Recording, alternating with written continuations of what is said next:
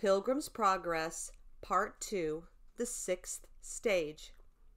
Now I saw the pilgrims continue on to the ascent not far from there, for they determined it to be a possibility for pilgrims. This happened to be the place from which Christian had first caught sight of Faithful, his brother. It was here the pilgrims sat down, rested, ate, drank, and celebrated because they had been delivered from this dangerous enemy. As they sat there eating, Christiana asked Greatheart whether or not he had been hurt in the battle. He said, "No, except a little on my flesh, but that's not so bad, for it is proof of my love for my master and you, and by grace it shall be a means to increase my reward at the end." "But weren't you afraid, good sir, when you saw him come at you with his club?" Christiana asked. Greatheart said, "It is my duty to not trust in my own ability, so that I may rely only on him who is stronger than all."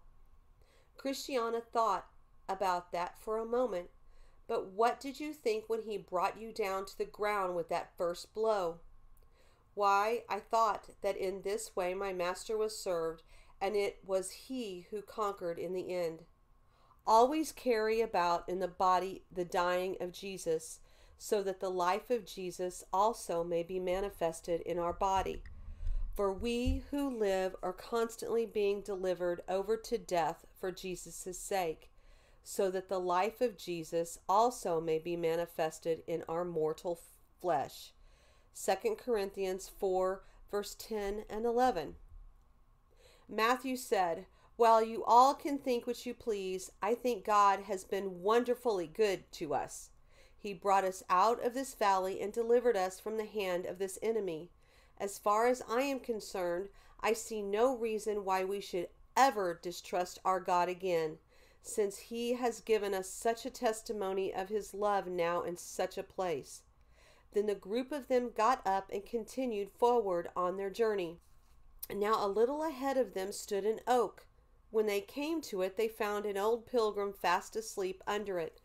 They recognized he was a pilgrim by his clothes, his staff, and the belt he wore around his waist. So the guide, Greatheart, woke the old gentleman. As the old man opened his eyes, he cried out, "What's the matter? Who are you and what is your business here?" Greatheart tried to calm the man. "Calm down," he said. "Come on, we here are all friends."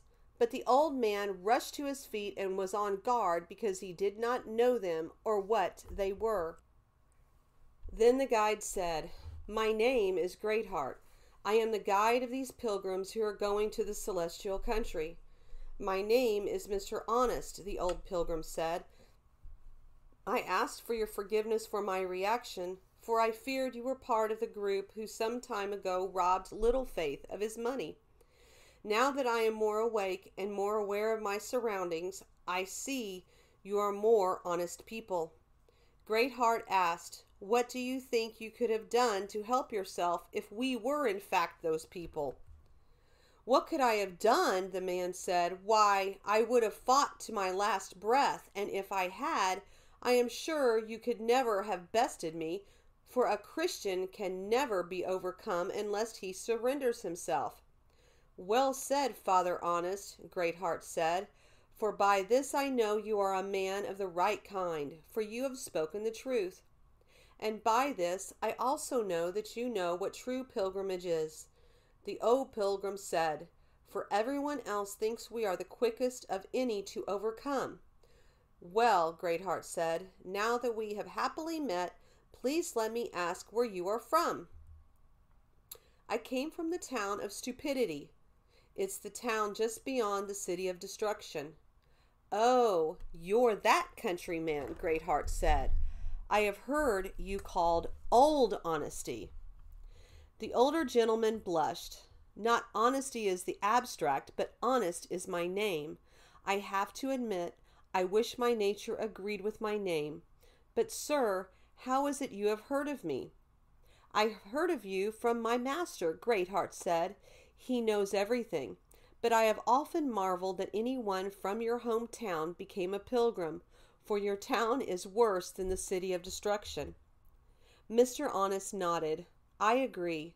Those of us from stupidity lie more often than the sun shines, and because of it we are cold and senseless in heart. But even if a man were inside a mountain of ice, if the sun of righteousness arises upon him, his frozen heart will experience a thaw, and that is exactly what happened with me." "I believe it, Father Honest. I believe it, for I know what you say is true." Then the old gentleman greeted all the pilgrims with a holy kiss of love, asked their names and how they had fared since they set out on their pilgrimage. Christiana stepped forward first. "I am sure you have heard of my name, for good Christian was my husband, and these 4 are his children." She motioned towards her boys. You won't believe how the old gentleman reacted to the news of who she was. He skipped, he smiled, and he blessed them with 1,000 good wishes. He said, "I have heard so much about your husband and his travels, and the wars which he endured in his day. Be assured, the name of your husband resounds all through these parts of the world. He is famous for his faith, his courage, his endurance, and his sincerity." Then he turned to the boys and asked their names, which they told him one by one. He greeted Matthew and said, "Matthew, you are like Matthew the tax collector, not in wickedness, but in virtue." As Jesus went on from there, he saw a man called Matthew sitting in the tax collector's booth. He said to him, "Follow me," and he got up and followed him. Matthew 9:9. He turned his attention to Samuel and said, "He is like Samuel the prophet, a man of faith and prayer." Moses and Aaron were among his priests, and Samuel was among those who called on his name. They called upon the Lord, and he answered them. Psalm 99, verse 6. And to Joseph he said, "You are like Joseph in Potiphar's house, pure and one who flees from temptation." As she spoke to Joseph day after day, he did not listen to her to lie beside her or be with her. Now it happened one day that he went into the house to do his work, and none of the men of the household was there inside. She caught him by his garment, saying, "Lie with me." And he left his garment in her hand and fled and went outside. Genesis 39, verse 10 through 12. He turned to James, the last of the boys. "You are like James the just, and like James the brother of our Lord." Then he appeared to James, then to all the apostles. 1 Corinthians 15, verse 7. Then the boys told him about Mercy and how she had left her town and her family to come along with their mother and them on the pilgrimage. At hearing this, the old honest man turned to Mercy and said, "Mercy is your name? By mercy you shall be sustained and carried through all the difficulties that assault you along your way until you come to that place where you will look directly at the fountain of mercy with comfort. Blessed are the merciful, for they shall receive mercy." Matthew 5, verse 7. During all this exchange, Greatheart walked along with his companions, very pleased and smiling at them. As they walked, Greatheart asked the old gentleman if he knew Mr. Fearing, for he had come on pilgrimage from those same parts as the old man. "Yes, very well," he said. "He was a man who understood the root of the matter, but he was one of the most troublesome pilgrims I had ever met in all my days." Greatheart said, "I can see you knew him, for you have given a very accurate description of his character." "I more than knew him. I was one of his closest companions. I was with him most near the end, though I was also with him when he first started to think about what would come after this life." Greatheart said, "I was his guide from my master's house to the gates of the celestial city." "Then you knew him to be a troublesome one." "I did," Greatheart nodded, "but I could bear it well enough. Men of my calling are often entrusted to conduct men such as him." "Well," Mr. Honest said, "tell us a little about him and how he behaved under your guidance." "Well, He was always afraid he would fall short of reaching the place he desired to go. Everything frightened him. I heard that he lay roaring at the slough of despond for more than a month. In all that time, he didn't dare to move on, even though he witnessed several others crossing the slough before him, and many of these people offered to lead him assistance, but he was too afraid to accept it. He wouldn't go forward, and he wouldn't go back again either. He said he would die if he didn't go to the celestial city. And yet he was discouraged by every difficulty and stumble over problems as insignificant as straw when tossed in his way. After he had laid in the slough of despond a long time, one sunshiny morning he somehow ventured on and finally crossed over. Though I didn't know the details, he could hardly believe he had reached the other side. I think he had something like a slough of despond in his mind, like an internal mire that he carried with him everywhere he went. Otherwise, he wouldn't have been so fearful of everything. So Mr. Fearing came up to the gate. You know the one I mean, the gate at the beginning of this way. There he stood for quite a while before he found the courage to knock. When the gate was open, he stepped back and let others go before him and said he wasn't worthy. For even though he reached the gate before others, many of them went in before him. There at the gate the poor man stood shaking and cowering. I dare say anyone who saw him would have pitied him. Finally he reached for the hammer which hung on the gate. He took it and rapped it lightly a time or two. The gate opened to him, but he shrunk back again as he had done before. This time, though, the one who opened the gate stepped out after Mr. Fearing and said, "You who tremble, what do you want?" With that, Mr. Fearing fell to the ground. He who spoke to him marveled to see him so faint-hearted. So he said to him, "Peace be to you. Get up, for I have opened the door to you. Come in, for you are blessed." With that, he got up and went through the gate, still trembling. Once he was in, he was too ashamed to show his face. Well, you know how it is there. After he had been shown hospitality for a while, he was told it was time to be on his way, and also told the way he should take. So Mr. Fearing went on till he reached our house. But when he arrived and my master came to the interpreter's door, Mr. Fearing behaved the same fearful way as at the gate. He lay there in cold for a good while before he would say anything. He allowed his fear to paralyze him. The nights were long and cold then, and it is sad but true that in his chest pocket Mr. Fearing had a note that would allow him to receive all my master had to offer. He was ready to grant him the comfort of his house, and also to provide him with a brave and valiant guide. Because he himself was so chicken-hearted, yet even though Mr. Fearing understood all this, he was still afraid to call at the door. Instead, he lay here and there near the door until the poor man was almost starved, and his depression was so great that even though he saw several others knocking and entering in, he was just too afraid to even try. Finally, I think I looked out of the window and saw a man lying here and there around the door, and I went out to him. I asked him what he was doing there, but the poor man looked at me with tear-filled eyes without saying a word. I figured out what he wanted, so I went inside and told the others in the house about him, and we explained the situation to our Lord. So he sent me out again to invite Mr. Fearing to come in, but I have to say it wasn't easy. Finally, he did come in, and my Lord lovingly carried nourishment to him. There wasn't much food at the table, but the master took some of it and placed it upon the table in front of Mr. Fearing. Then Mr. Fearing presented the note from his pocket, and my Lord read it and said his desires would be granted.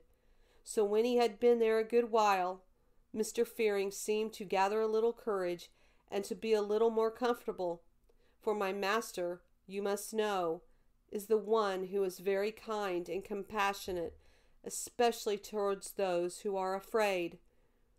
Therefore, he introduced everything to him in ways that might encourage him the most. Well, when he experienced all the things at the house, he was ready to take his journey to the celestial city, as Christian had done before him. My Lord gave him a bottle of spirits and some rich food to eat, and so we set out together, and I led the way. But Mr. Fearing hardly said a thing. Instead, he sighed aloud as we walked together. When we came to the place where the three fellows were hanged, he said he doubted that he wouldn't end up the same way. Yet he seemed glad when he saw the cross and the scepter. There he wanted to linger a little, and it seemed to cheer him up for a little while. When he came to the hill difficulty, he didn't hesitate at that, nor did he fear the lions very much. This might seem strange for one so fearful, but his troubles were not related to things like this. His fear was about whether or not he would be accepted at the end of his journey. I got him in the house beautiful, I think before he was really willing. Once he was inside, I introduced him to the young women who lived there, but he was too ashamed to take advantage of their company. He just wanted to be alone. Yet he always loved a good talk, and often stood out of sight and listened to others' conversations. He also loved to see ancient things and to think about them. After we left that house, he told me he loved the visit. In fact, he enjoyed the last house as well as the one at the gate and the interpreter's house. But even though he loved the ancient things found in these places, he couldn't find the courage to ask about them. When we left the house beautiful, we walked down the hill into the valley of humiliation, and he entered the valley like one without a care, for he thought he might be happy at last. And I think there was a kind of understanding between that valley and him, for I never saw him in better spirits in all his pilgrimage than he was in that valley. Here he lay down and embraced the ground and kissed the flowers. It is good for a man that he should bear the yoke in his youth. Let him sit alone and be silent, since he had laid on him. Let him put his mouth in the dust, and perhaps there is hope. Lamentations 3, verse 27 through 29. He woke every morning by break of day, and regularly walked to and fro in the valley. But when he reached the entrance of the valley of the shadow of death, I thought I might lose him. Not that I thought he would turn around to go back, for I knew he abhorred that idea. His problem was that he was ready to die of fear. He cried out, "Oh, the hobgoblins will get me! The hobgoblins will get me!" I couldn't snap him out of it. He made so much noise, if they happened to hear him, it was enough to encourage them to come and attack us. But one thing I noticed as we entered this valley was how quiet it was. I never seen it so quiet before or since. I suppose the Lord specifically restrained those enemies and commanded them not to meddle until Mr. Fearing had passed through the valley. It would be too tedious to tell you all the details, so I'll just tell you about two more aspects of the journey with Mr. Fearing. The first is when he came to Vanity Fair. You should have seen him there. I thought he was going to fight with all the men in the fair and that we'd end up getting knocked on the head. His temper was hot against their habitual sinful acts.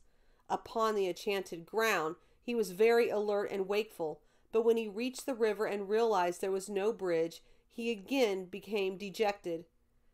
Now, he said, I will be drowned forever and never see the comfort of the face I have come so many miles to behold. And at this time I noticed something very remarkable. At this particular time, the water of the river was lower than I'd ever seen it in all my life. So he finally crossed over without getting much more than his feet wet. When he was going up to the gate, I said goodbye to him and wished him a good reception above. He said, I shall. Then we parted ways, and I never saw him again. So it seems all went well for him in the end, Mr. Honest asked. Greatheart nodded. Absolutely. I never had doubts about him. He was a man of a worthy spirit. But most of the time he felt very low, and that made his life very arduous for himself, and very troublesome to others. O Lord, the God of my salvation, I have cried out by day and in the night before you. Let my prayer come before you. Incline your ear to my cry, for my soul has seen enough troubles, and my life has drawn near to Sheol. I am reckoned among those who go down to the pit. I have become like a man without strength, forsaken among the dead, like the slain who lie in the grave, whom you remember no more, and they are cut off from your hand. You have put me in the lowest pit, in dark places, in the depths. Your wrath has rested upon me, and you have afflicted me with your waves. Selah. Psalm 88, verse 1 through 7. He had positive attributes as well. He was more sensitive to sin than many, and he was so afraid of hurting others that he often didn't do things he thought might offend, even if they were lawful. It is good not to eat meat or to drink wine or to do anything by which your brother stumbles. Romans 14, verse 21. Mr. Honest's brow furrowed. But why would such a good man be forced to live so much of his life in such a disheartening way? There are two possible reasons, Greatheart said. One is that the wise God desired it. Some people must make a lot of noise, and others must weep. Rejoice with those who rejoice, and weep with those who weep. Romans 12, verse 15. The other is best explained if we look at it like music. Think of Mr. Fearing as one who played a deep tone, while he and those like him sound notes that are more doleful than the notes of other music.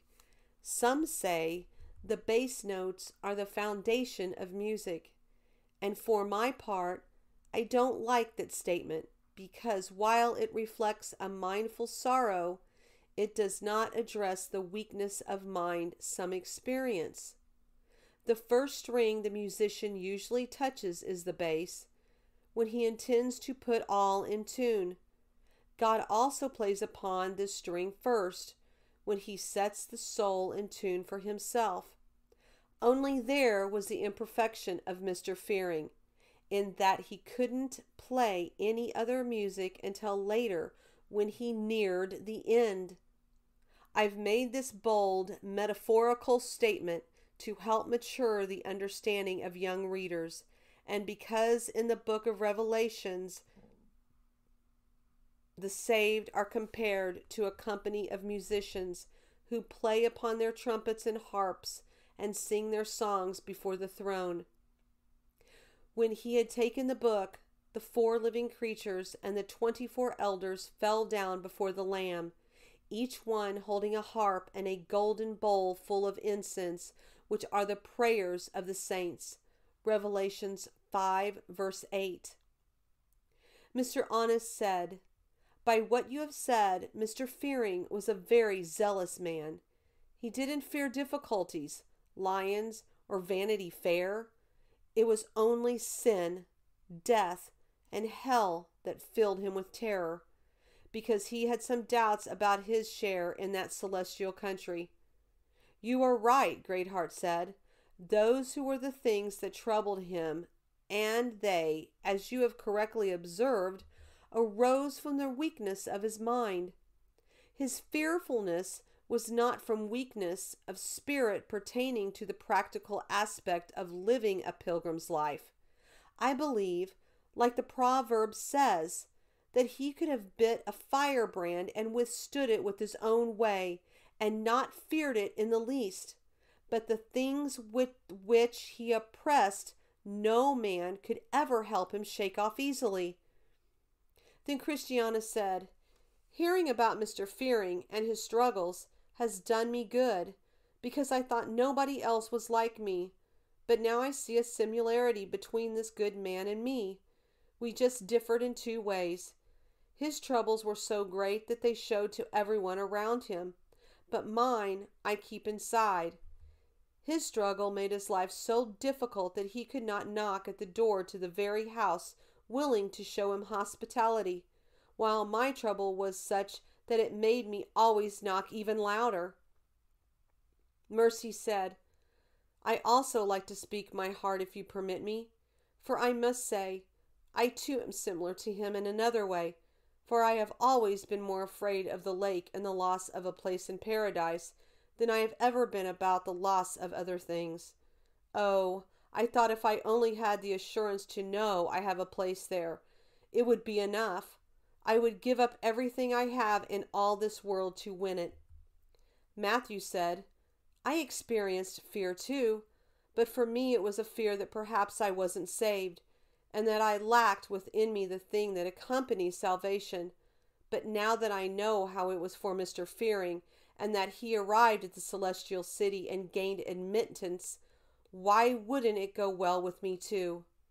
His brother James said, no fear's no grace. Though there isn't always grace where there is the fear of hell, you can be sure there is no grace where there is no fear of God. Well said, James, Greatheart said. You have hit the mark of this matter, for the fear of the Lord is the beginning of wisdom. Proverbs 9, verse 10.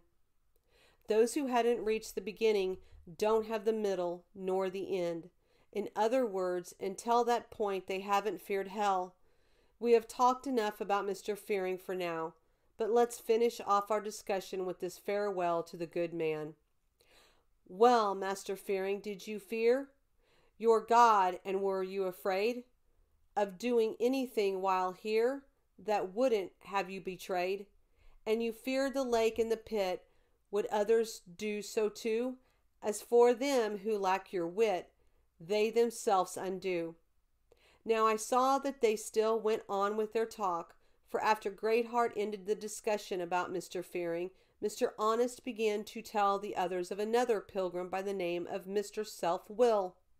He pretended to be a pilgrim, Mr. Honest said, but I am convinced that he never came in at the gate that stands at the head of the way. Did you ever talk with him about it? Greatheart asked. Mr. Honest nodded. Yes, more than once or twice, but he was always self-willed, doing what was right in his own eyes. He didn't care what others said or did, and he didn't care to enter into discussion or arguments regarding the truth, nor was he willing to learn from others' examples. All he did is what he wanted to do and follow his own way and nothing else. Please tell me more about the principles he held, for I am sure you can tell me since you spent time with the man.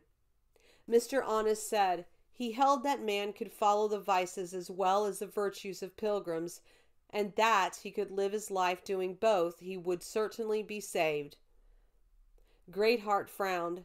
How could he think that? I could understand if he had said it's possible for the best pilgrim to be guilty of the vices as well as to partake of the virtues. If that's what he said, then he would have been corrected. For while we are on this side of the river, we are not expected to live absolutely vice-free. However, we are to watch and to strive to live vice-free. But if I understand you correctly, this is not what he meant, but rather he meant that he was allowing for a pilgrim to continue on doing as he pleased, right or wrong. Mr. Honest bobbed his head earnestly. Yes, yes, that's exactly what I mean. That's what he believed, and that's how he lived his life. But what did he base this belief on? Greatheart asked. Why, he said, he had scripture that backed him up and permitted him to live this way. Greatheart's brows raised in mild surprise. Really? Scripture? Can you give us a few examples? I will try to explain it as he did. For instance, he said to have other men's wives was permitted because David, God's beloved, had done so. So his reasoning was that since David did it, he could do it. He said that nothing having more than one woman was permitted because it was a thing practiced by Solomon. He also said that Sarah and the godly midwives of Egypt lied, and so did Rahab when she hid the spies, and therefore he could lie. He also said the disciples went at the bidding of their master and untied the ass that did not belong to them and took it. And so it is fine for him to take what belongs to others too. He said that Jacob got the inheritance from his father through a guile and dishonesty. Therefore he could practice such things as well. Greatheart shook his head thoughtfully. He has certainly raised the lowest types of behavior as his examples. And you are sure this was his opinion? Yes, Mr. Honest said. I heard him plead his case for it, and he pointed to the scriptures to support such beliefs and to bring arguments for it into discussions with others. Greatheart said, he is an erroneous opinion that should not be allowed in the world. Let me clarify one thing, Mr. Honest said. He did not say that this behavior is permitted for everyone, but only for those who did such things before they were saved. For them it is, according to him, permitted to continue doing the same. But this is a false conclusion, for it is the same as saying that because good men until now have been weak and sinned, that it is okay for them to continue in this way and to do so on purpose and without any shame. Or it is like saying because a child is blown by a blast of wind or stumbles over a stone and falls in the mire and becomes filthy, that he should willfully lie down and wallow like a pig in the muck. Who would have thought that anyone could have been so blinded by the power of lust to this extent? But what is written must be held as true. They stumble at the word, being disobedient, to which they were also appointed.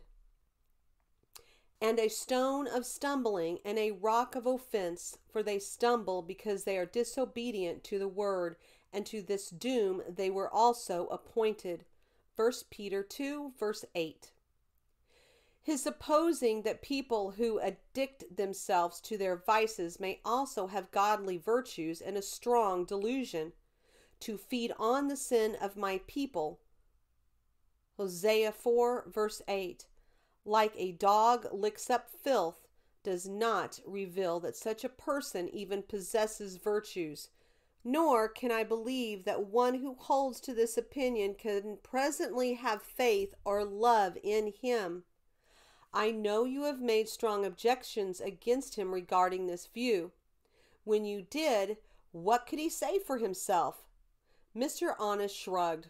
Why, he says to live life based on one's own opinion seems abundantly more honest than to live in a way that is contrary to it.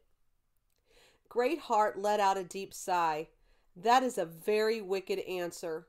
For if we freely let our lusts reign, it is sin. While it seems bad to hold back such feelings based on our opinions, yet not to do so is worse. When a person stumbles accidentally, it is bad enough, but allowing your lust to go unbridled leads into the snare. Mr. Honest said, there are actually many who think as this man does, who do not speak out like he does, but they do purposely make going on pilgrimage seems of little importance. Greatheart nodded his head in resignation. That is the sad truth, for he who fears the King of Paradise shall come out from those who believe this way. Christiana said, there are strange opinions in this world. I knew one person who said that there was time enough to repent when it comes time to die. That's not very wise, Greatheart said. If that unwilling man were to plan a journey, and he had a week to run 20 miles to complete the trip, would he defer his journey to the last hour of that week? You're right, Mr. Honest said. Yet most of those who count themselves pilgrims do just that. I am, as you see, an old man, and have been a traveler on this road for many a day, and I have taken notice of many things. I have seen some who have set out with so much enthusiasm that it seems as if they would drive all the world before them. And yet, in a few days, they died like those in the wilderness who never got to see the promised land. I have also seen some who promised nothing when they first set out to be pilgrims. If you saw pilgrims such as these, you would think them unable to survive a day, and yet they proved to be very good pilgrims. I have seen some who have run quickly forward only to have run back quickly again after a little time. I have seen some who have spoken very well of a pilgrim's life at the beginning, but after a while have spoken just as much against it. I have also heard some who speak positively when they first set out for paradise. They say, there is such a place, but when they almost get there, they come back again and say, there is no such place. I have heard some boast about what they would do if they should be opposed, who even at a false alarm have fled faith, the pilgrim's way, and all. Now as they were on their way, a man came running to meet them and said, Gentlemen, women, and children, if you love life, change directions, for robbers are before you. Greatheart said, They are the three who formerly assaulted Little Faith, but we are ready for them. So they cautiously continued their way and looked this way and that, wherever there was a turn or a place where the villains could try to ambush them. But whether the robbers had heard of Greatheart's reputation or it was some other reason, the three robbers never even approached the pilgrims. Christiana wished for an inn to refresh herself and her children because they were weary. Mr. Honest said, There is an inn in a short distance ahead of us, where a very honorable disciple by the name of Gaius dwells. Gaius, host to me and to the whole world, greets you. Romans 16, verse 23. They all decided to turn in there and refresh themselves, since the old gentleman had given them such a good report. When they came to the door, they went in without knocking, for folks didn't use to knock at the door of an inn. Then they called for the master of the house, and he came to them. So they asked if they might spend the night. Gaius said, Yes, gentlemen, if you are true believers, for my house is only for pilgrims. This news made Christiana, Mercy, and the boys happy, because the innkeeper showed love for pilgrims. The pilgrims were appointed rooms. Gaius showed one for Christiana, her children, and Mercy, and another for Greatheart and Mr. Honest. Greatheart said, Good Gaius, do you have anything for supper? He gestured towards the others. These pilgrims have come far today and are weary. It is late, Gaius said, too late to go out to look for food, but what we have you are welcome to, if that will do. We will be perfectly content with whatever you have in the house, for as much as I have ascertained you are never needy if you are satisfied with what is on hand. Then Gaius went down and spoke to the cook, whose name was Taste that which is good, and instructed him to get supper ready for so many pilgrims. When he finished, he returned to the pilgrims and said, Come, my good friends, you are welcome to join me. I am glad I have this house, and that I am able to show you hospitality. While supper is being prepared, let us sit and entertain one another with some good discussions, if you please. The pilgrims all nodded and said they would be delighted to join him. Gaius opened the discussion by asking about Christiana and the others. Whose wife is this older woman, and whose daughter is this young woman? Greatheart motioned towards Christiana and said, This woman is the wife of a former pilgrim by the name of Christian, and these are his 4 children. Then he nodded towards Mercy. The young lady is a friend of hers, whom she persuaded to come with her on this pilgrimage. The boys all take after their father and desire to walk in his steps, and if they come across any place where their father has lain on pilgrimage, or even happen to see the print of his foot, it ministers to them and fills their heart with joy, and they crave to lie or walk in the same way. Gaius said, Is this Christian's wife, and these Christian's children? I knew your husband's father, and also his father's father. Many good men have come from this stock. Their ancestors first lived in Antioch, and the disciples who were first called Christians in Antioch. Acts 11, verse 26. Christians' ancestors, I suppose you have heard your husband talk of them, were very worthy men. They have, above any others I know of, showed themselves men of great virtue and courage for the Lord of the Pilgrims, his ways, and those who loved him. I have heard of many of your husband's ancestors who have stood all manner of trials for the sake of the truth. Stephen, who was one of the first of the family from which your husband's family's line sprang, was stoned to death. They went on stoning Stephen as he called on the Lord and said, Lord Jesus, receive my spirit. Then falling on his knees, he cried out with a loud voice, Lord, do not hold this sin against them. Having said this, he fell asleep. Acts 7, verse 59 and 60. James, another from the same generation, was slain with the sword. Acts 12, verse 2. To say nothing of Peter and Paul, men anciently related to the family from which her husband came, and Ignatius, who was thrown to the lions, Romanus, whose flesh was cut by pieces from his bones, and Polycarp, who played the man in the fire when they tried to burn him at the stake. When the flames didn't hurt him, they stabbed him. Then there was he who was hung up in a basket in the sun for the wasps to eat, and he whom they stuffed into a sack and cast into the sea to be drowned. It would be impossible to count all from that family who suffered injuries and death for the love of a pilgrim's life. And I can't help but be glad to see that your husband has left behind 4 fine boys such as these. I hope they will endure and carry on their father's name and walk in his steps, and that they eventually arrive at the same final destination as their father. In reality, sir, Greatheart said, the lads are likely to do just that, for they seem to enthusiastically choose their father's way.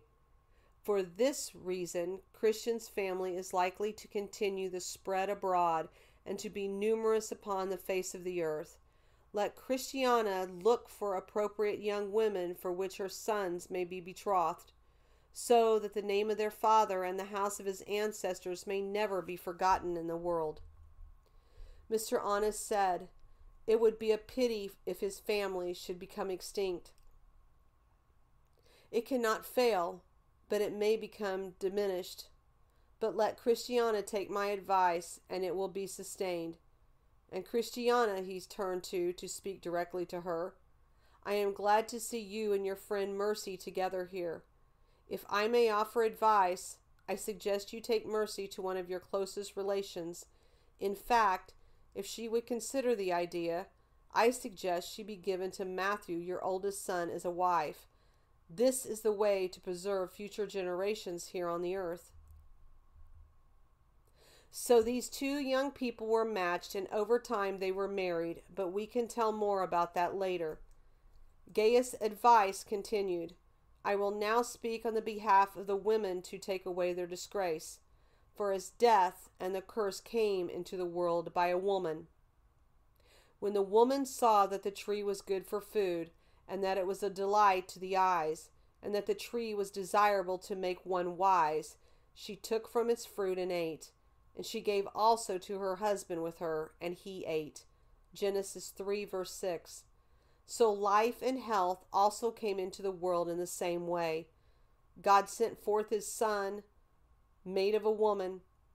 But when the fullness of the time came, God set forth his Son, born a woman, born under the law. Galatians 4, verse 4. It is clear how much women who were born later detested what the first mother did. You can see in it how much women in the Old Testament desired children, for they looked forward to the fact that this or that woman might become the mother of the Savior of the world. I will say again that when the Savior came, women rejoiced in him more than in either man or angel. And she cried out with a loud voice and said, Blessed are you among women, and blessed is the fruit of your womb. And how has it happened to me that the mother of my Lord will come to me? For behold, when the sound of your greetings reached my ears, the baby leapt in my womb for joy. And blessed is she who believed that there would be a fulfillment of what has been spoken to her by the Lord. And Mary said, My soul exalts the Lord. Luke 1, verse 42 through 46.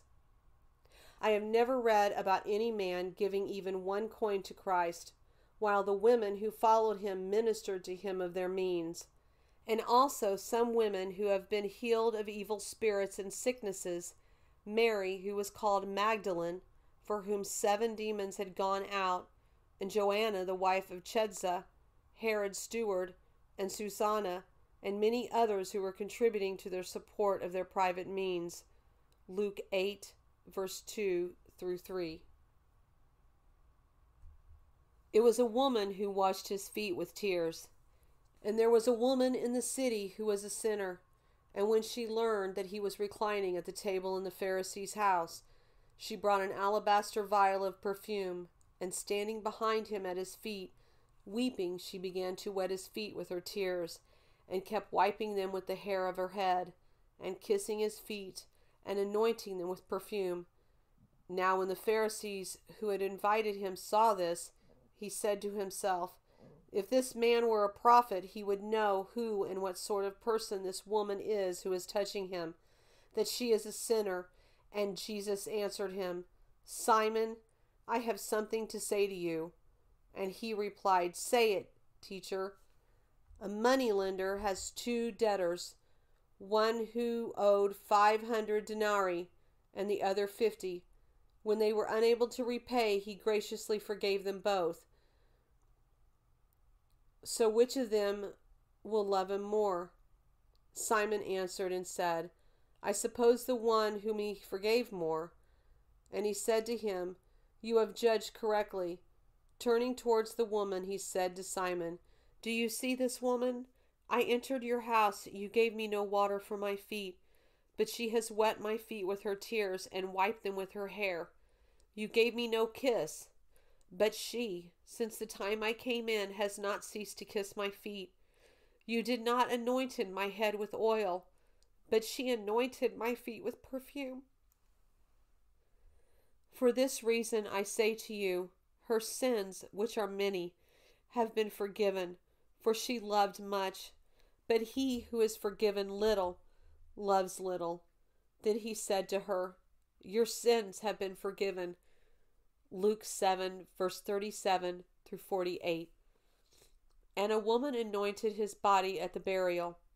It was Mary who anointed the Lord with ointment and wiped his feet with her hair, whose brother Lazarus was sick. John 11, verse 2. It was women who wept when he was going to the cross. And following him was a large crowd of the people and of women who were mourning and lamenting him. Luke 23, verse 27. And women stayed with him as he hung on the cross. Many women were there looking on from a distance, who had followed Jesus from Galilee while ministering to him. Among them was Mary Magdalene, and Mary, the mother of James and Joseph, and the mother of the sons of Zebedee. Matthew 27, verse 55 and 56. Women also accompanied his body to the sepulchre when he was buried. And Mary Magdalene was there, and the other Mary, sitting opposite the grave. Matthew 27, verse 61. And women were the first to be with him on his resurrection morning. But on the first day of the week, at early dawn, they came to the tomb, bringing the spices which they had prepared. Luke 24, verse 1. And women were the first to bring news of his resurrection to his disciples. But also some women among us amazed us. When they were at the tomb early in the morning and did not find his body, they came, saying that they had also seen a vision of angels who said that he was alive. Luke 24, verse 22 and 23. Based on these examples and more, it is clear women are highly favored and sharers with us in the grace of life. Now the cook sent a message to let them know supper was almost ready, and to set the table with a cloth, plates, salt, and bread. Matthew said, "Just seeing the tablecloth and all the preparations for supper makes me even hungrier than before." Gaius said, "Let all the truths of the gospel minister to you in the same way in this life, stirring a greater desire to sit at the supper of the great King in his kingdom. For all preaching, books, and established rites and ceremonies here on earth are like laying the tablecloth, plates, and salt upon the table when compared with the feast which our Lord will prepare for us when we come to his house." Supper was served first at a right shoulder roast, which represented a heave offering. He was brought to the table, followed by the breast of the wave offering. Each was set on the table to remind the pilgrims to begin their meal with prayer and praise to God. In the same way, David lifted the heaved shoulder and waved breast along with his heart up to God to show where his heart lay. Following this, he used to play his harp. The breast of the wave offering, however, and the thigh of the offering you may eat in a clean place, you and your sons and your daughters with you, for they have been given as your due, and your sons due out of the sacrifices of the peace offerings of the sons of Israel. The thigh offered to be lifted up, and the breast offering be waving, that they should bring along with the offerings by fire of the portions of fat, to present as a wave offering before the Lord. So it shall be a thing perpetually due to you and your sons with you, just as the Lord has commanded. Leviticus 10, verse 14 and 15. These two dishes were very fresh and good, and they all ate heartily. Next, a bottle of wine, red as blood, was brought to the table. Out of the blood of grapes you drank wine. Deuteronomy 32, verse 14. Gaius said to them, "Drink freely. This is the true juice of the vine that makes the heart of God and man glad." So they drank and were merry. Next, a dish of fresh, delicious milk was served. Gaius said, "Let the boys have that to help them grow." Therefore, putting aside all malice and all deceit and hypocrisy and envy and all slander, like newborn babies, long for the pure milk of the word, so that by it you may grow in respect to salvation. 1 Peter 2, verse 1 and 2. Among the courses they brought up a dish of butter and honey. This time Gaius said, "Eat freely of these, for this is good to cheer up and strengthen your mind in understanding and when making judgments. This was our Lord's dish when he was a child. He will eat curds and honey at the time. He knows enough to refuse evil and choose good." Isaiah 7, verse 15. Next they brought a dish of fresh, tasty apples to the table. Matthew asked, "May we eat apples, since it was by this fruit the serpent deceived our first mother?" Gaius nodded. Apples were the fruit by which we were deceived, yet sin, not apples, nor has defiled our souls. It is not the actual eating of an apple that corrupts. To eat this fruit does us good, for it is written, "Sustain me with raisin cakes, refresh me with apples." Song of Solomon 2, verse 5. Then Matthew said, "I had misgivings because a while back I was sick because I ate fruit." Gaius said, "Forbidden fruit will make you sick, but not what our Lord has allowed." While they were talking about this, another dish was presented. This one was a dish filled with nuts. I went down to the orchard of the nut tree to see the blossoms of the valley, to see whether the vine had budded or the pomegranates had bloomed. Song of Solomon 6, verse 11. Some at the table said, "Nuts ruin tender teeth, especially the teeth of children." When Gaius heard this, he said, "Hard texts are nuts. I will not call them cheaters. Hard shells keep the kernel from the eaters. Open the shells, and you shall have the meat.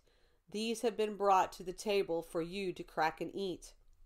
Then the pilgrims were very merry, and sat at the table a long time, talking about many things. Then the old gentleman, Mr. Honest, said, "My good innkeeper, while we crack your nuts, will you explain this riddle?" "A man there was, though some did count him mad, the more he casts away, the more he had." Then they all paid close attention, waiting to see what good words Gaius would have to say. For a moment he sat still. Then he said, "He who gives his goods to the poor shall have it returned to him, and 10 times more." Joseph's eyes grew wide. "I have to say, sir, I did not think you could have figured it out." "Oh," Gaius said, "I have been trained up in this way a great while. Nothing teaches like experience. Through experience, I have gained an understanding of the kindness of the Lord. There are those who scatter and yet increase, and there are those who withhold more than they should, but it leads to poverty. There are those who make themselves rich, yet have nothing, and those who make themselves poor, yet have great riches. There is one who scatters and yet increases all the more, and there is one who withholds what is justly due, and yet it results only in want." Proverbs 11, verse 24. Then Samuel whispered to Christiana, his mother, and said, "Mother, this is a very good man. Let us stay here in his house for a good while, and let my brother Matthew be married here to Mercy before we go any further." Gaius overheard Samuel's suggestion and said, "That's a very good idea, my child." As a result, they stayed there more than a month, and Mercy was given to Matthew as his wife. And while they stayed there, Mercy made coats and garments to give to the poor, which gave the pilgrims a very good reputation. But let's get back to our story. After supper, the boys were ready to go to bed, for they were weary from traveling. Gaius called to someone to show them to their bedchamber, but Mercy said, "I will tuck them in." She took them to their bedchamber, tucked them in, and they slept well. But the rest of the group sat up all night, for Gaius and the others enjoyed each other's company so much they didn't want to say good night.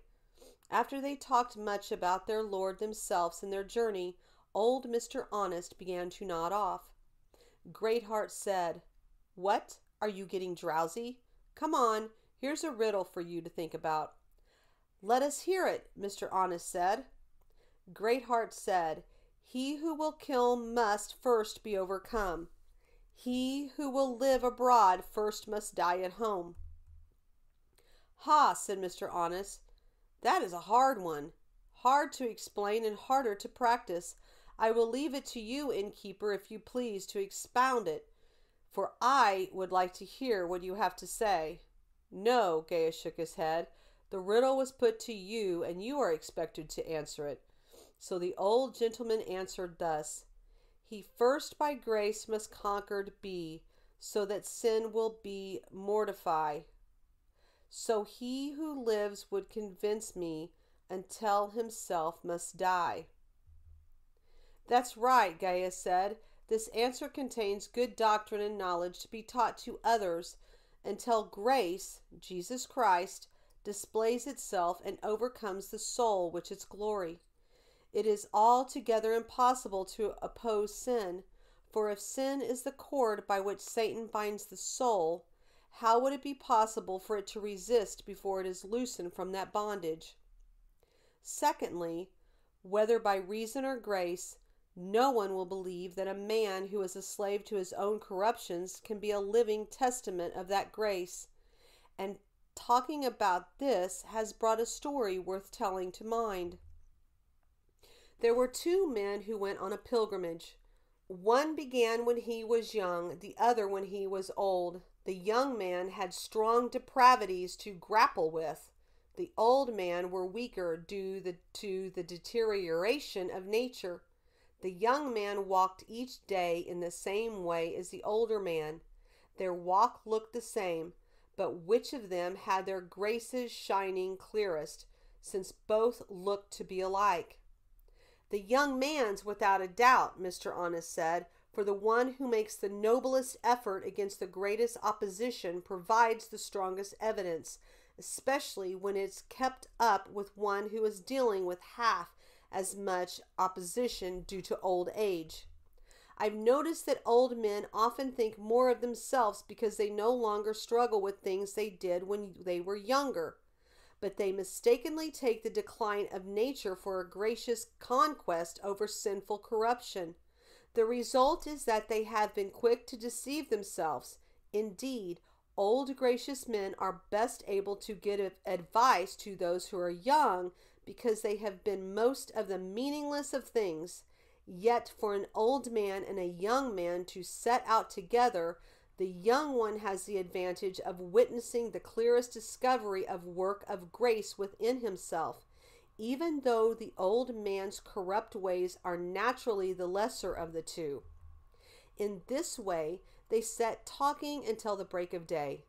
Now, when the family had awakened and were up and about, Christiana told her son James that he should read a chapter. So he read Isaiah 53. When he finished, Mr. Honest asked him why it said that the Savior was to come out of a dry ground, and also that he had no form nor comeliness in him. Start here, Mr. Greatheart said. As for the dry ground, it refers to the Jews from which Christ came, for they had almost lost all the sap and spirit of faith. They were spiritually dried up. As to the bit about no form or comeliness, the words are spoken to unbelievers who judge based on outward appearance. Even though they desire to see into our prince's heart, they judge him by his outside, just like people who don't recognize precious stones when they are covered with a homely crust.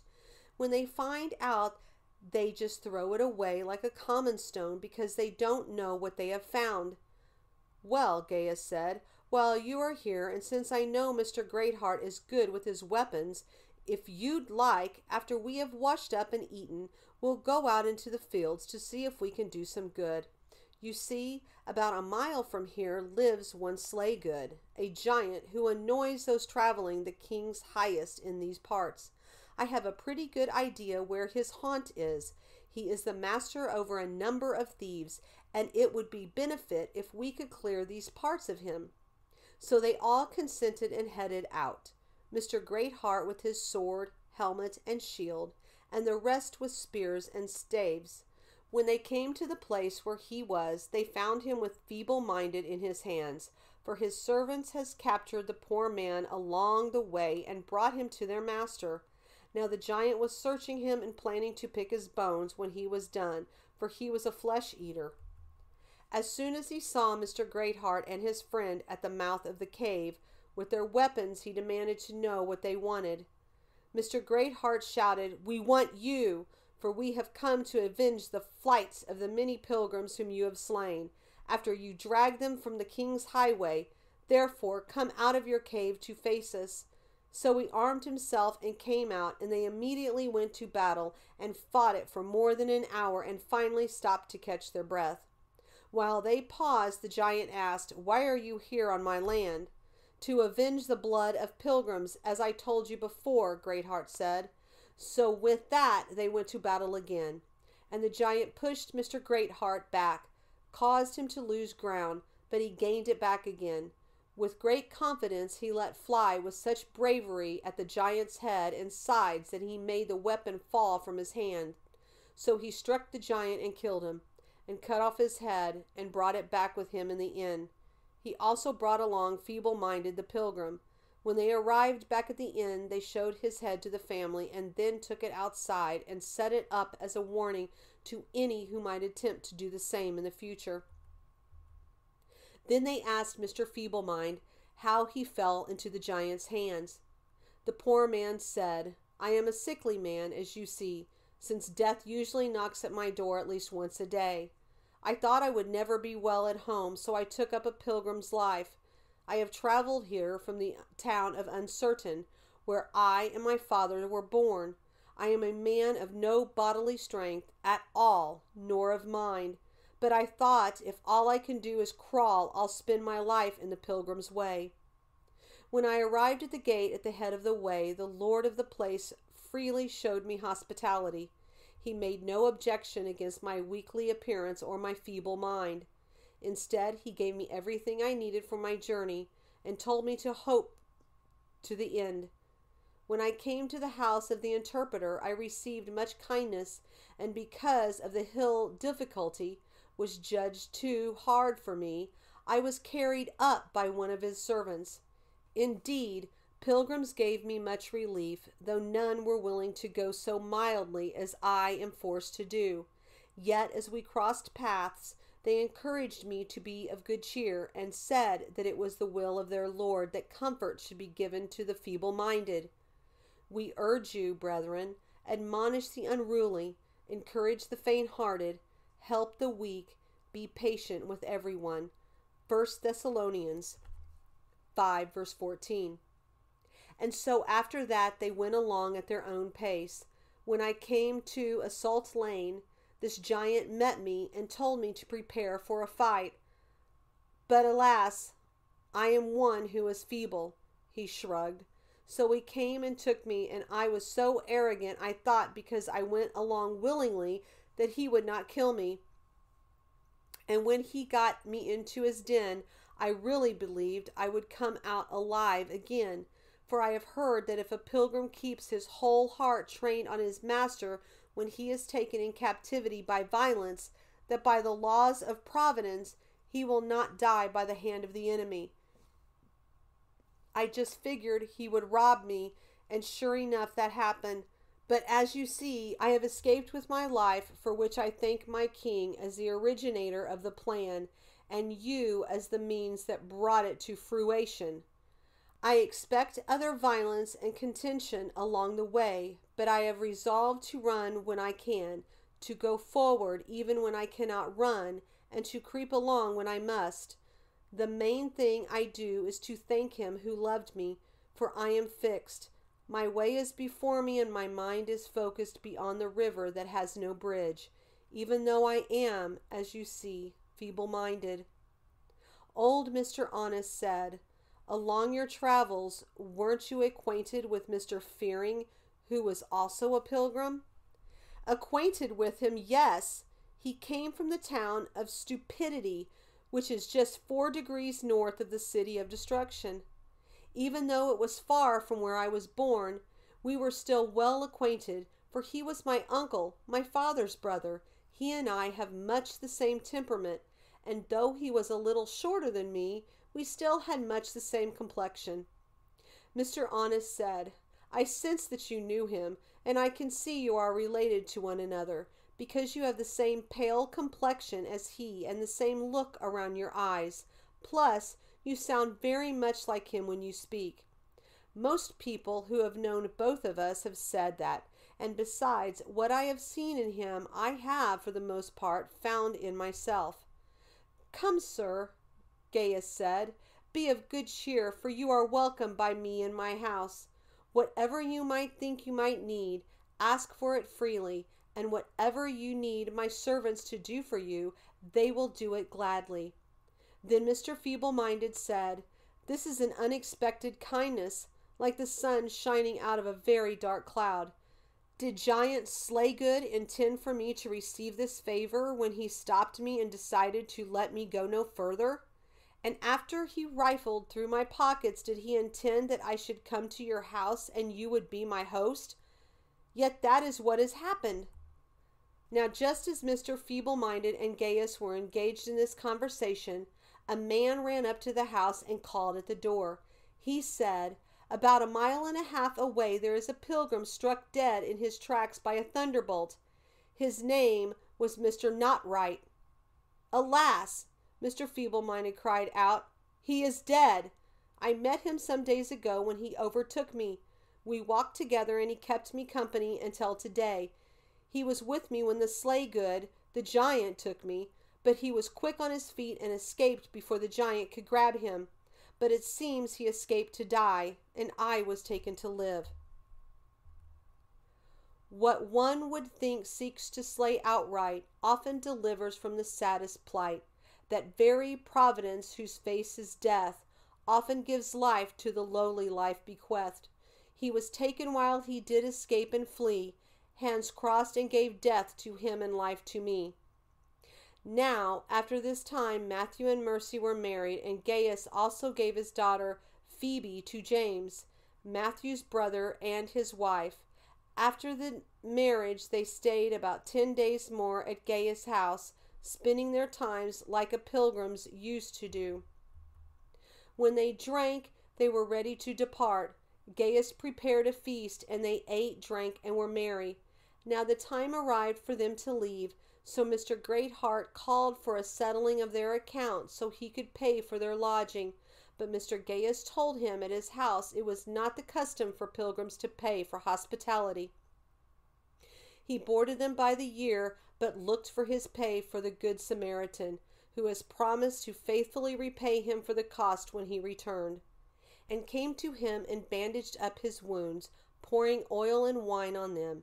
And he put him on his own beast, and brought him to an inn, and took care of him. On the next day he took out 2 denarii, and gave him to the innkeeper, and said, "Take care of him, and whatever more you spend when I return, I will repay you." Luke 10, verse 34 and 35. Then Greatheart said to him, "Dear friend, you are acting faithfully in whatever you accomplish for the brethren, and especially when they are strangers, and they have testified to your love before the church. You will do well to send them on their way in a manner worthy of God." 3 John 5 and 6. Then Gaius and his children said goodbye to all of them, and he said farewell to Mr. Feeblemind. He also gave him something to drink as he traveled the way. But when they were going out the door, Mr. Feeblemind lingered in the house. When Mr. Greatheart saw him dawdling, he said, "Please come along with us, Mr. Feeblemind. I will be your conductor and guide, and you shall advance along the way to the rest of your pilgrims." Mr. Feeblemind sighed and said, "Alas, I desire a suitable companion, but you are all robust and strong, while, as you see, I am weak. Therefore, instead of coming with you now, I plan to follow at my own pace, so many infirmities won't become a burden to you or me. Like I told you, I am a man of a weak and feeble mind, and things that you all can bear upset me and make me weak. As a traveling companion, I don't like laughing, I don't like cheerful clothing, and I don't like useless questions. No, I am such a weak man that things which others have the freedom to do displeases me, and I am a very ignorant Christian man, for I still don't know all the truth. Sometimes, if I hear people rejoice in the Lord, it bothers me because I don't feel the same way. I am a weak man among the strong, or like a sick man among the healthy, or as a lamp shunned, I don't know what to do. He has weakened my strength in the way. He has shortened my days. Psalm 102, verse 23. "But, brother," Greatheart said, "I have been commissioned to comfort the feeble-minded and to support the weak. You must come along with us. We will wait for you and help you along the way. We will refrain from talking about preconceived notions and practical things that may upset you, and we will avoid opinionated disputes, for we will become all things to you rather than leave you behind. To the weak I became weak, that I may win the weak. I have become all things to all men, so that I may be all means save some." 1 Corinthians 9, verse 22. They spoke about all this while they stood at Gaius's door, and while they were in the heat of their discussion, Mr. Ready to Halt came by with his crutches in his hand, and he was also going on a pilgrimage. Mr. Feeblemind turned to the newcomer and said, "Man, how did you get here? I was just complaining about how I didn't have a suitable traveling companion, but my wish has come true with your arrival. Welcome, welcome, Mr. Ready to Halt." Mr. Feeblemind smiled brightly. "I hope you and I can help one another along the way." Mr. Ready to Halt said, "I am happily welcome your company rather than to travel alone, my good Mr. Feeblemind. And even though we have just met, I would like to offer you the use of one of my crutches." Mr. Feeblemind held up his hand and shook his head. "No, thank you. While I appreciate your good intentions, I don't plan to halt before I am lame. Be that as it may, I think when such an occasion arises, it may help me against a dog." Mr. Ready to Halt nodded. "Well, if either myself or my crutches can be a benefit to you, we are at your command, good Mr. Feeble-mind." In this way the group moved forward along the way with Great Heart and Mr. Honest lending the way. Christiana and her children followed next, and bringing up the rear, Mr. Feeble-mind walked behind along with Mr. Ready to Halt on his crutches. Mr. Honest turned to Great Heart and said, "Please, sir, now that we are under way, tell us some of the beneficial things you have experienced on pilgrimage before you met us." Great Heart said, "With pleasure. I suppose you have heard about how Christian of old met with Apollyon in the Valley of Humiliation, and about the hard times he had to endure as he made his way through the Valley of the Shadow of Death. Also, I am sure you have heard how Faithful faced difficulty and death by Madame Wanton, and Adam the First with the one discontent and with shame, 4 deceitful villains as a man could ever meet upon the road." Mr. Honest nodded. "Yes, I have heard of all this, but truly good Faithful endured the ultimate hardship with shame, but he did not grow weary." "You're right, for the Pilgrim said it correctly when he said he of all men had the wrong name. But where did Christian and Faithful meet Talkative?"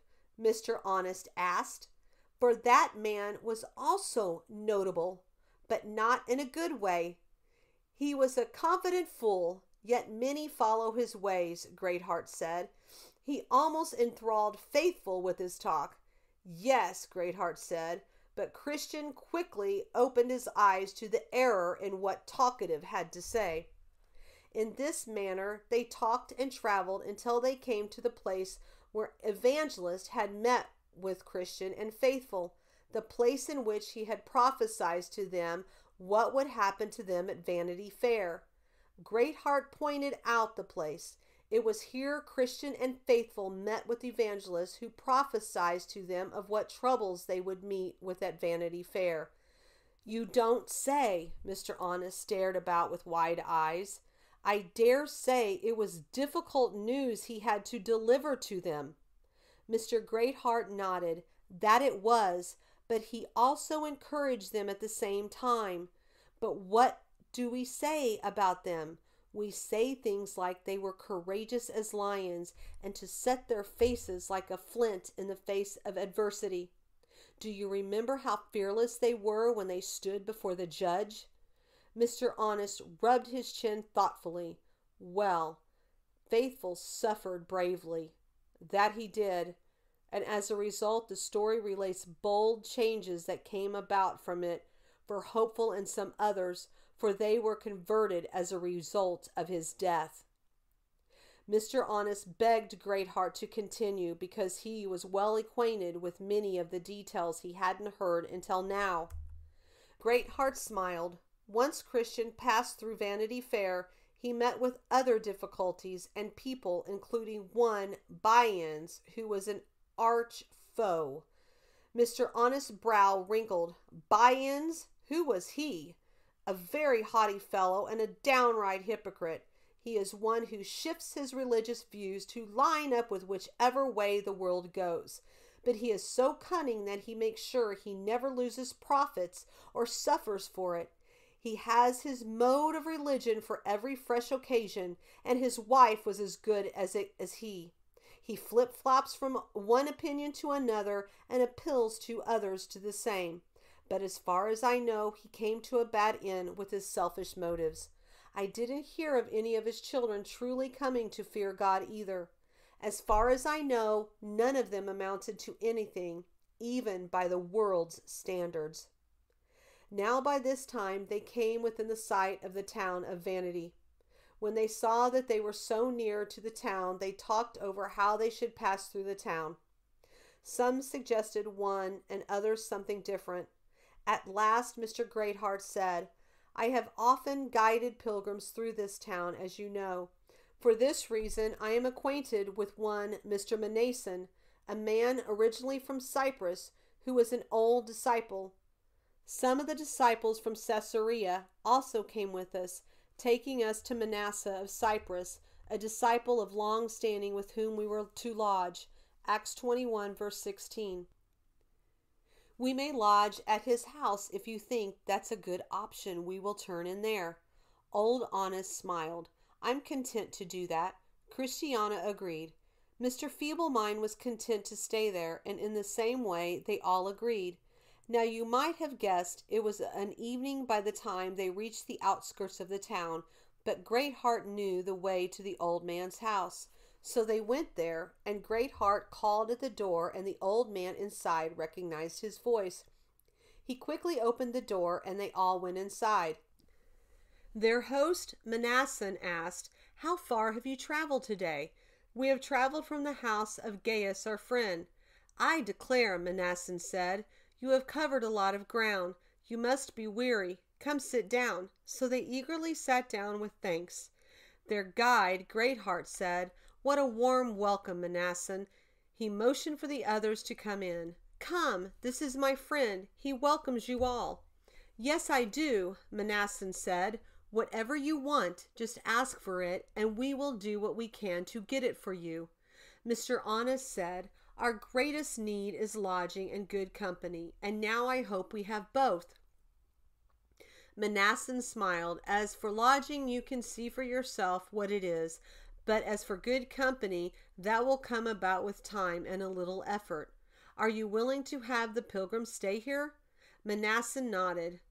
"I am." So he leaned them up to their respective place and showed them a very clean upper room where they might gather to enjoy each other's company and eat together until it was time for bed. Now they were seated in their places around the table and were in a good mood after their journey. Mr. Honest asked his landlord, Manassan, if there were any amount of good people in town. "We have a few," he shrugged, "but there are far less compared with them who live on the other side." Mr. Honest asked, "Is there any way we can go to visit some of them? For the finding of other good men for those who are on a pilgrimage is like the appearance of the moon and the stars to those sailing upon the seas." Manassan stamped with his foot, and his daughter Grace came up. He said, "Grace, go tell my friends, Mr. Contrite, Mr. Holy Man, Mr. Love Saints, Mr. Dare Not Lie, and Mr. Penitent, that I have a friend or two at my house who have the desire to see them this evening." So Grace left the house and went to call them. In a short time they all came, and after introductions their greetings were exchanged. They sat down together at the table. Manassan, their landlord, addressed them all.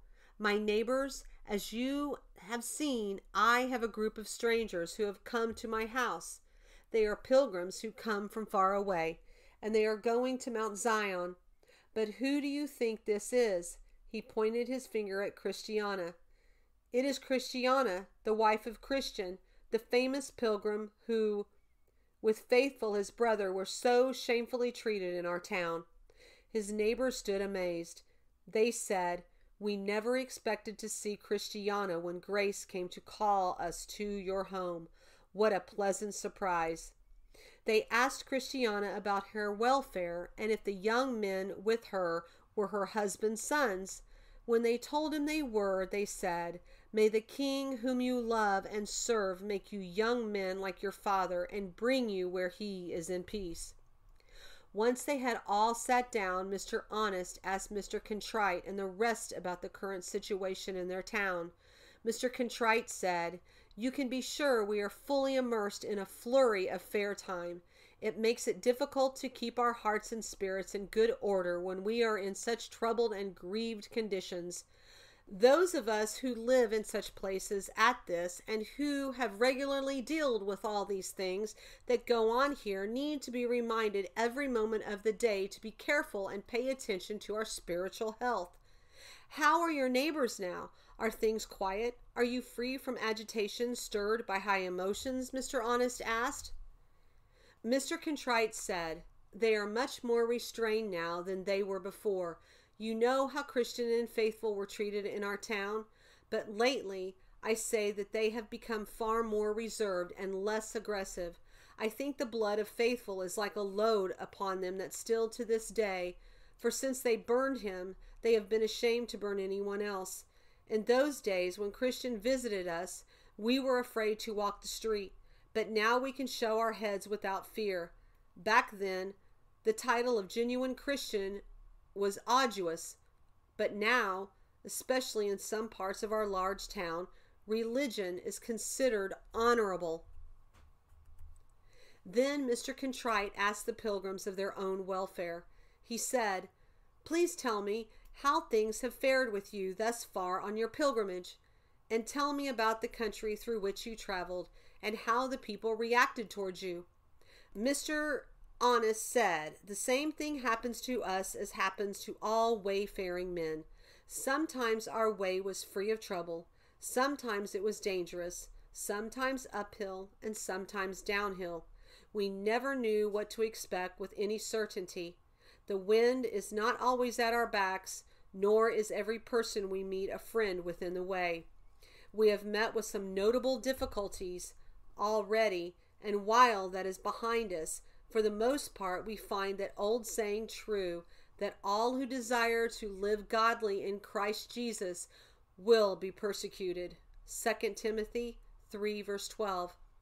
You talk of difficulties, Mr. Contrite said. What difficulties have you met along with the rest of it? Mr. Honest shook his head. I am not the one to ask. For the best account, ask Greatheart, our guide. Greatheart didn't hesitate to answer. He said, "We have been afflicted with difficulties 3 or 4 times already. First, Christiana and her children were tormented by 2 thugs, and they feared they would be murdered. We have been harassed by Giant Bloody Man, Giant Maul, and Giant Slaygood. For the last, we turned the circumstances in our favor, and instead of him harming us, we attacked him and escaped. After that, we spent some time at the house of Gaius, my host, and that of the whole church. While we were there, we were persuaded to take our weapons with us and to go see if we might come across any who were enemies to the Pilgrims. We had heard there was a notable one in the region. Now Gaius knew the area where he lived better than me, so we searched and combed the area until we finally discovered the mouth of his cave. We were pleased and bolstered our spirits. We approached his den, and when we drew close to the mouth of the cave, we found he had dragged this poor man," he pointed to Mr. Feeblemind, "into his cave by mere force. He was about to kill him, when we decided to show ourselves, and when he showed us he supposed us to be another prey, as we had hoped. He left the poor man in his hole and came out after us. So we pummeled him, and he vigorously fought back, but in the end we brought him down to the ground and cut off his head. We set it up by the wayside to frighten any others who would practice such ungodliness. And to prove I am telling you the truth, here is the man himself, who can affirm every word, for he is the one who was snatched like a lamb from the mouth of the lion." Mr. Feeblemind nodded his head. "He speaks the truth to my cost and comfort, to my cost when he threatened to pick my bones over and over again, and to my comfort when I saw Mr. Greatheart and his friends equipped with their weapons as they approached so near for my deliverance." Mr. Holyman added, "There are 2 things people who go on a pilgrimage need: courage and a life free from mortal stain. If they don't have courage, they can never bolster their way, and if they lose lives, they will make the very name of a pilgrim stink."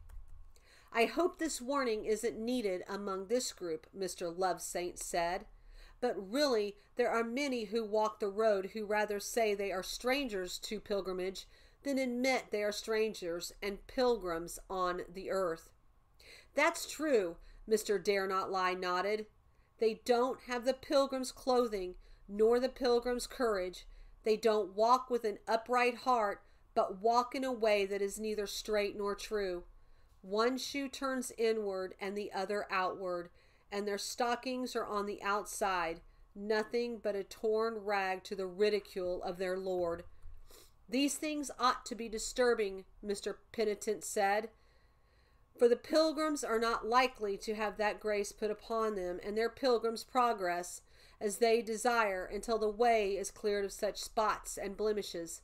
In this way they passed the time talking until supper was set upon the table. Then they went in and ate. The meal refreshed their weary bodies, and they turned in for the night and went to bed. Now they stayed in the fair a long time at the house of Mr. Manason. Over time he gave his daughter Grace to Samuel, Christian's son, to be his wife, and his daughter Martha to Joseph. The reason they were able to stay here so long was that things had changed from the time when Christian had visited the fair.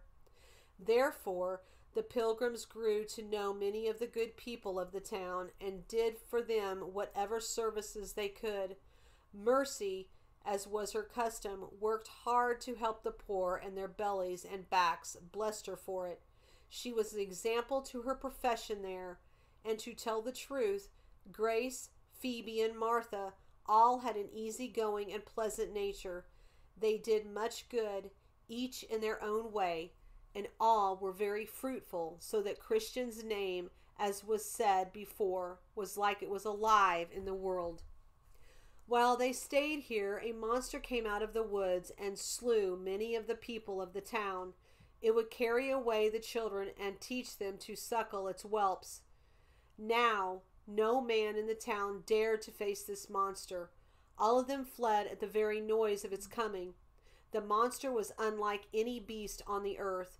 Its body was like a dragon, and it had 7 heads and 10 horns.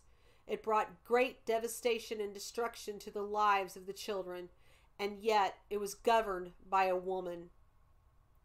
And she carried me away in the spirit into a wilderness, and I saw a woman sitting on a scarlet beast, full of blasphemous names, having 7 heads and 10 horns. Revelation 17, verse 3. This monster proposed certain conditions to men, and those men who loved their lives more than their souls accepted these conditions, so they came under the beast's authority.